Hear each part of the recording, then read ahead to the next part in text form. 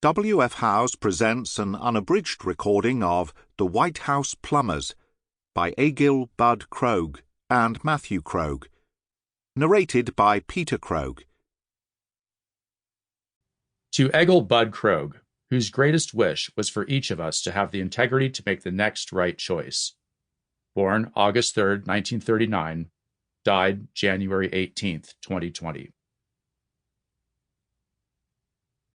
Preface. Written by Matthew Krogh, 2022. In my dining room at home in Bellingham, Washington, I still have the brown leather recliner that Dad bought so he could be more comfortable while we worked on this book together. It's faded from the sun and slightly crackly, much like the older recliner my brother Peter still has, one that Dad brought back to Washington State from our time in Washington, D.C. Dad passed in January 2020, and atonement for his impact on America, on the executive branch, on the rest of us, was a core theme of his life since getting out of prison in 1974. Dad was an animated and compelling storyteller, and a person who thought deeply about his moral compass and the implications of choices he had made.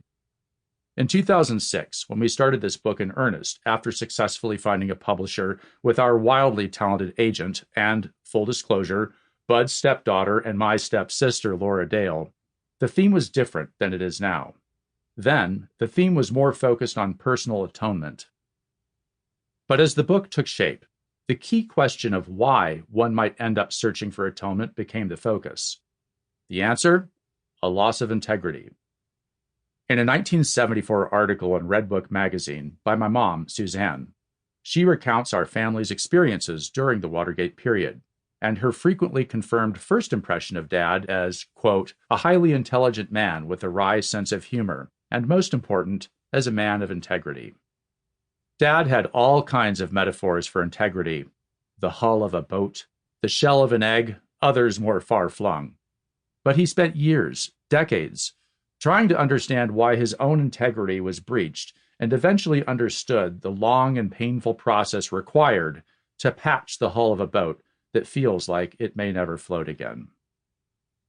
From meeting President Nixon in the Oval Office to his reinstatement to the bar 10 years later, when he regained the privilege of practicing law after the most public of all scandals, Dad lived a journey that would be unlikely for anybody. But the lessons of what happened, how someone so driven by their own sense of right could go so wrong, feel universal. For Dad, both bookends were beginnings. The first beginning, the first bookend, was his meeting with Nixon. Sample complete. Ready to continue?